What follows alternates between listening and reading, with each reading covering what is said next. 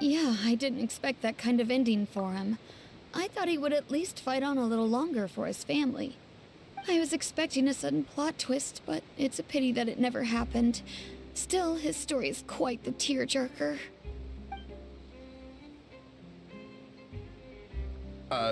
Excuse me. Can I help you two? I couldn't help but notice you standing here listening. Hi. We're travelers new to Fontaine, and we had something we wanted to ask, but you seem to be really busy talking about some kind of play, so we didn't want to interrupt. Play? Oh, no. We're talking about something that really happened. In fact, it's a case that was just heard a few days ago. Really? Like, a real trial? But the way you were talking about it and the words you used just now made it sound like some kind of story. Well, good tales are often based on true stories, aren't they? And what you see in reality may also be someone deliberately putting on an act while harboring ulterior motives. Whether something is true or not simply isn't that important. The main thing is whether the story being acted out on the stage is splendid enough. Oh, but it looks like you're not from around here. You probably don't know that the Fontaine Court of Justice is called the Opera Epiclese, or more commonly known as just the Opera House. But, shouldn't court cases be treated a little more seriously than that? Not to question Fontaine's way of doing things. It's just that putting someone on trial is usually a very serious thing. No worries. Other visitors to Fontaine have wondered the same thing. You could say that we just don't want to waste the moving stories behind those cases. And as for your worries about whether the cases are treated with due reverence, we have the absolutely just and honorable Chief Justice Neuvillette, as well as the Oratrice Mécanique d'Analyse Cardinal, a machine created by the Archon. Between the machine and the Chief Justice, false charges and injustice are a thing of the past now. Oratrice? Is it some kind of machine, too? Oh, Paimon's curious. We should check it out if we get the chance. Wait, Paimon almost forgot to ask you our question. Do you know what we should do if we want to meet the Hydro Archon? Oh, that's easy. Just go to the Opera House. Lady Farina practically lives there. You could definitely say it's her biggest passion. Huh. I think what they mean is that they wish to speak with the Archon personally. In that case, I'm afraid it's going to be a tad more difficult. You'll have to make an appointment well in advance, and it'll depend on whether or not she has any time slots available. Huh. Is the Hydro Archon super busy taking care of official stuff? Wait, didn't you say that she's always at the Opera House?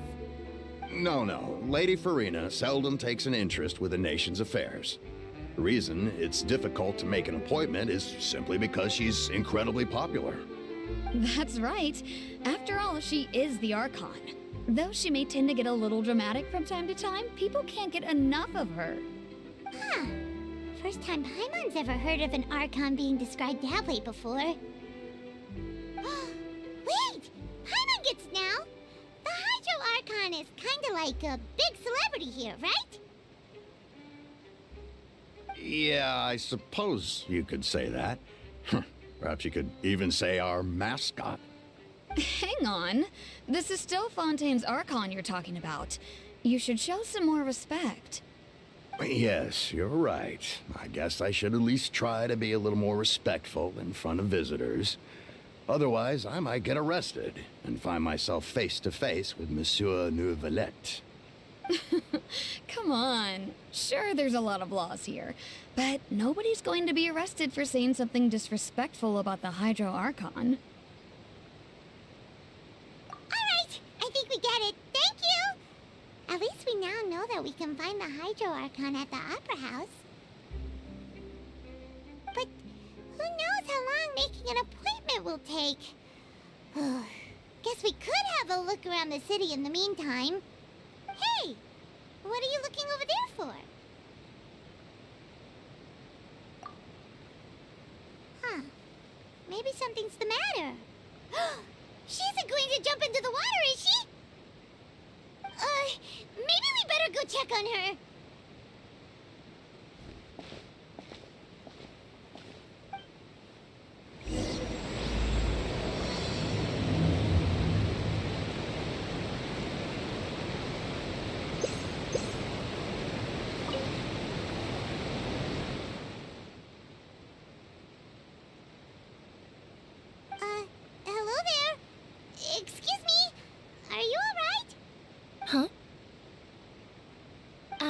I'm fine.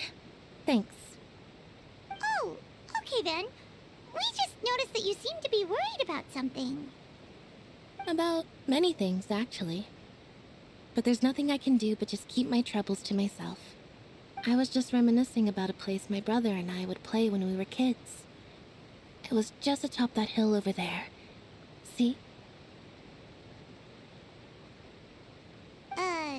You're pointing at the sea.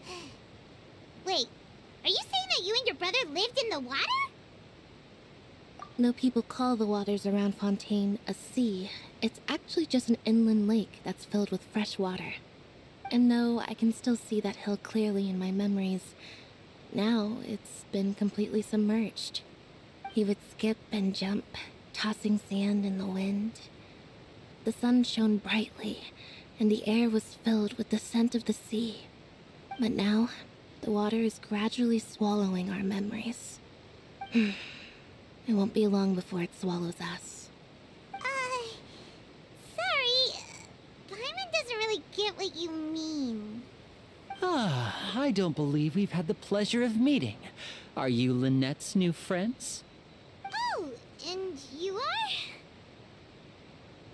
Thanks for looking after my sister. She often comes here to reminisce about our childhood, that's all. There's no need for any concern. Allow me to introduce myself. I'm Linny, and this is my sister Lynette. If I had to guess, I'd say you must be travelers from abroad. Nice to meet you. Paimon is Paimon, and this is the Traveler. We just arrived in Fontaine. We were just talking with your sister.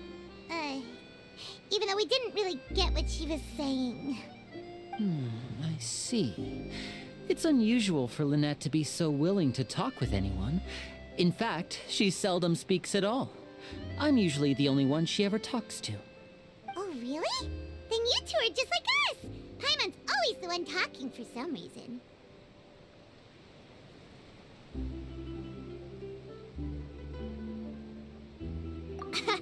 So that's how you think it is? I also think my brother can be too talkative at times. Seems you were right, Paimon. We are quite similar. So, what did Lynette mean just now when she said that the water is engulfing your memories, and that it won't be long before it engulfs you too? Oh, that. It's from a prophecy that's been circulating in Fontaine for some time now. Well, I suppose prophecy isn't exactly the right word, because that implies a certain amount of uncertainty.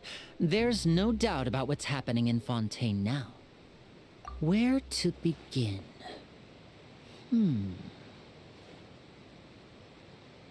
Let's put that question on hold for a moment. We still haven't formally greeted each other yet, have we? Did all the introductions earlier not count? Hello, traveler.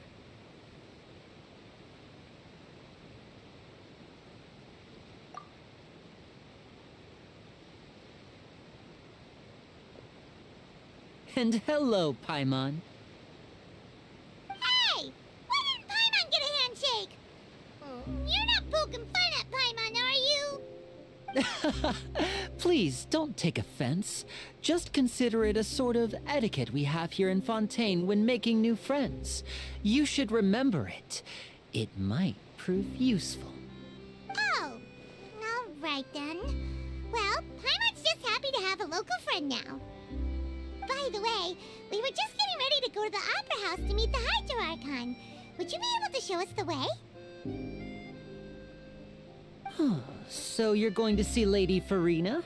No problem at all. In fact, I was planning to go to the Opera House later myself. I'll gladly take you once I finish things here. Please, follow me.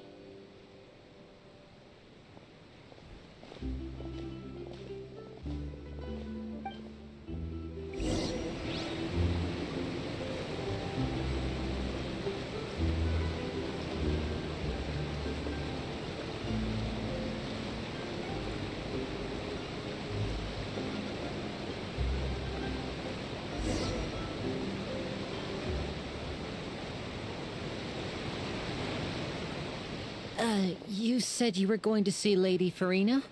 Well, it seems Lady Farina has come to see you.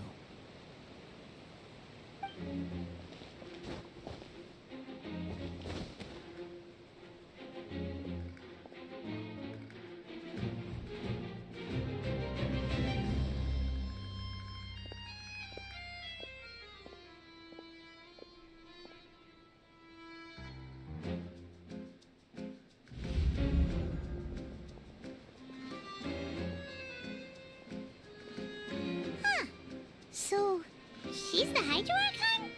But how did she know we were looking for her? My dear people, rich and poor, those with cup in hand and those with nothing at all, raise your glasses in celebration. If you don't have one, then just raise your hand in lieu.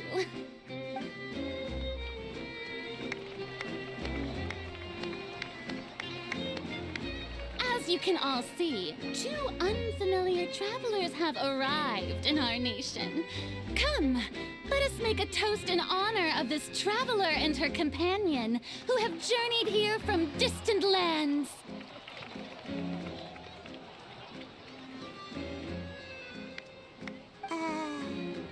Is she talking about us?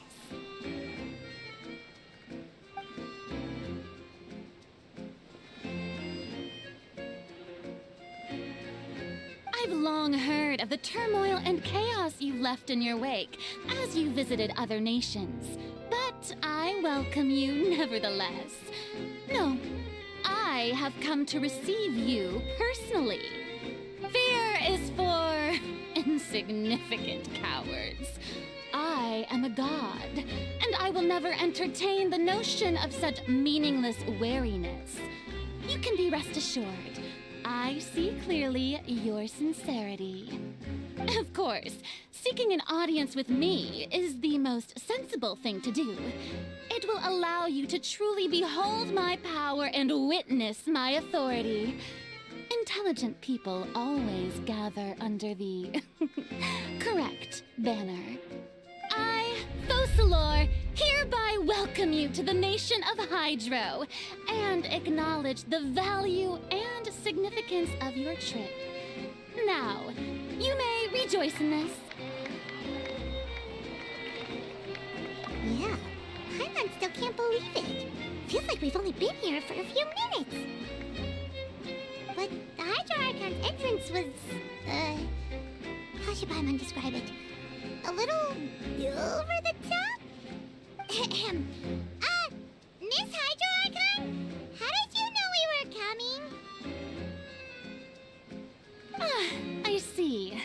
As Outlanders, you inevitably lack even some of the most basic understanding. Don't forget that even the gods can be divided into the mediocre and the excellent. I suppose it's only natural for you to be awestruck by my abilities. You had best stop and consider. Do you really have the noble qualities and etiquette necessary to communicate with a god? All it takes is a flick of my finger for me to know everything about you.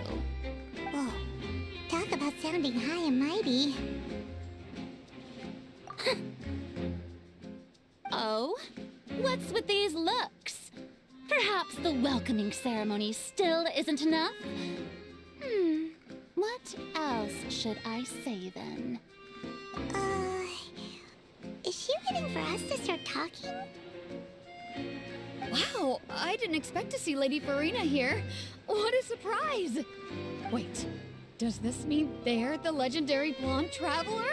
How did I not notice before? Hey, what's all the commotion? Oh, is that Lady Farina? Is there some kind of drama going on? Of course. That's the blonde traveler, the one all those stories are about. Lady Farina came here to personally see her. Oh, I bet this is going to be the duel of the century. Ooh, I've got to see this. I knew Lady Farina would never disappoint.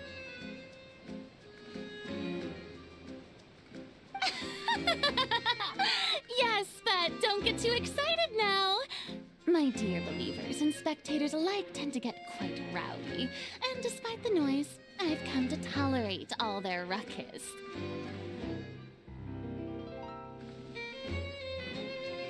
You may consider this my reward to all of you. I have determined that there will be an epic duel between myself and this traveler from another land, just as you were hoping to see. Now she wants to fight? Aren't we getting a little ahead of ourselves?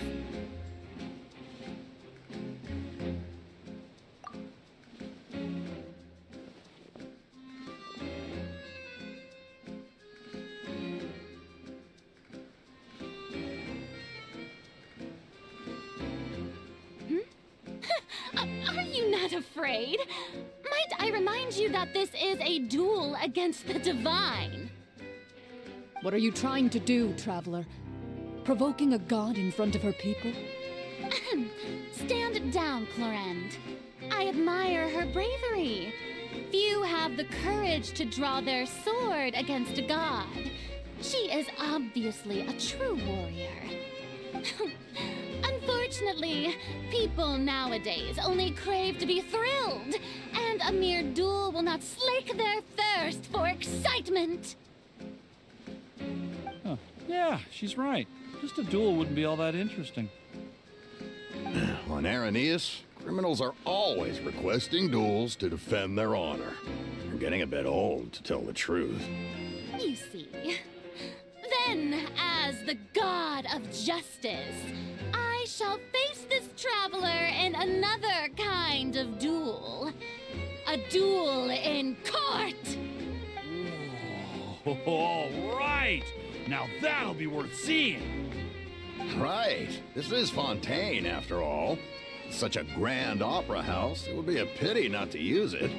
Why do you care so much about the crowd's reactions? Seems you've spent a little too much time in the opera house. Besides, how exactly do you plan to have a duel in court?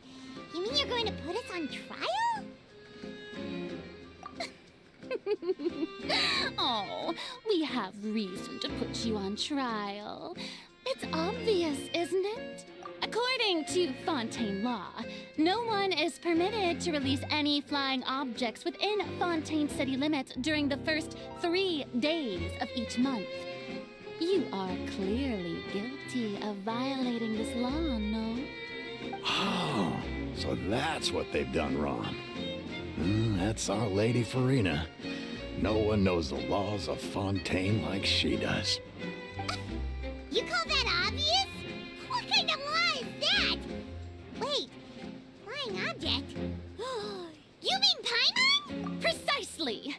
Now, if you two have no objections, then in the name of the Hydro Archon, I order your arrest. My apologies, Lady Farina. I don't mean to spoil the fun. But if you would allow me to interject, I don't think that Paimon here meets the definition of a flying object. You tell her, Linny! Finally someone who's not crazy. How could anyone call Paimon a flying object? Ah, great magician Linny, my beloved citizen. I'll permit you to object. But how exactly do you plan to prove your claim? As a magician who just rained on your parade, I naturally should shoulder the responsibility of saving the show. So, with such an audience gathered here, allow me to perform a trick for everyone.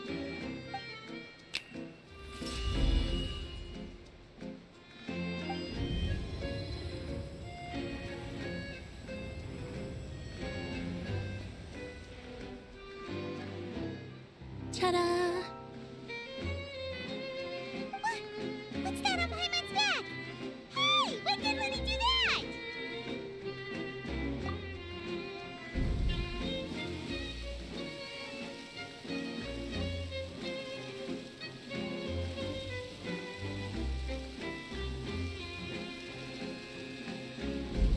There. As you can all clearly see, Paimon should be classified as, well, something like a balloon. This rope has been in the traveler's hand all along. It was just that no one could see it before. Huh? You call that magic? You've got to be joking. I thought it was pretty good. Nice one. Huh. I'm not sure what to think. It seems Lady Farina's charges no longer hold water.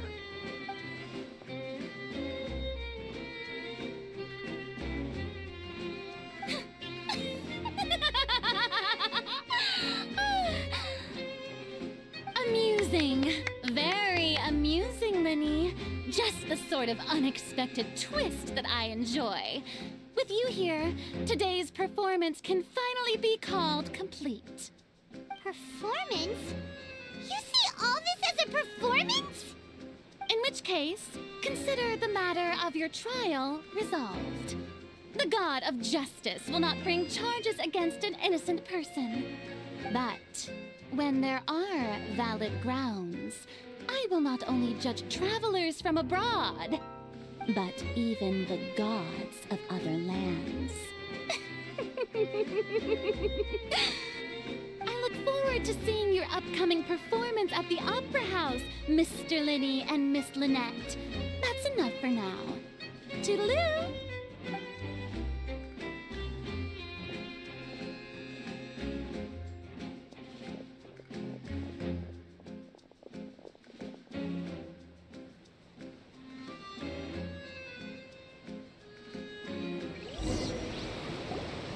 And just like that, she's gone. Well, that's the most unpredictable Archon Paimon's ever seen. He never even had a chance to ask her anything. But that's a problem for future Paimon. That whole scene just now was really...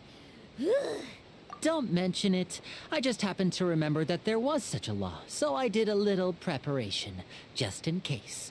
I didn't think it would actually come in handy. So, now do you see what kind of god Lady Farina is? She can be a bit confusing at times, but she is still amenable to reason. Anyway, Paimon had no idea you were a magician, Linny. It sounded like you'll be performing at the Opera House, right? I just know a few simple tricks I use to make a living. Lynette is my assistant. It will actually be my first time performing on the most prestigious stage in Fontaine, the Opera House. But isn't the Opera House where criminal trials are held in Fontaine? When there are no public trials being held, the Opera House hosts a variety of other performances. To the people of Fontaine, the line between a trial and a performance can be a little blurred. And speaking of performances, I would be remiss to forego this opportunity gifted by fate. Might I invite the two of you to see my performance? My brother's always excited to make new friends. Oh, sure. We don't really have anything to do now, and we wanted to go to the Opera House anyway. Splendid. In that case, why don't we go together? I'll show you the way. I just have something to take care of first.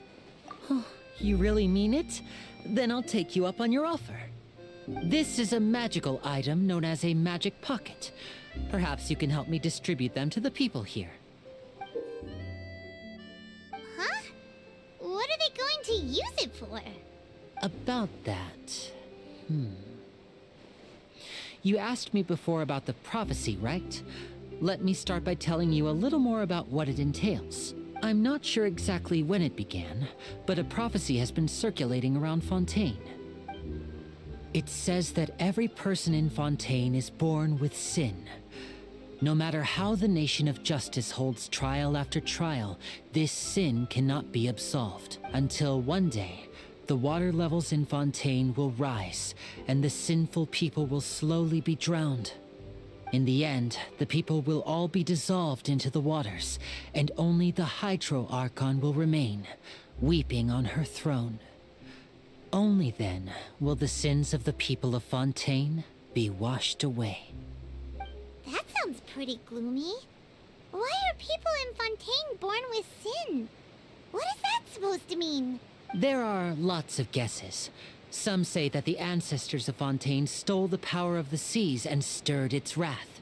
Others say that the people of Fontaine never heeded the first Hydro Archon's warnings and offended Celestia.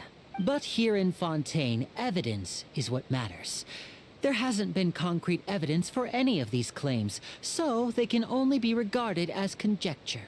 If even the people in Fontaine don't know what sin they committed, wouldn't it be better just to ignore the prophecy? That's exactly what the people did at first.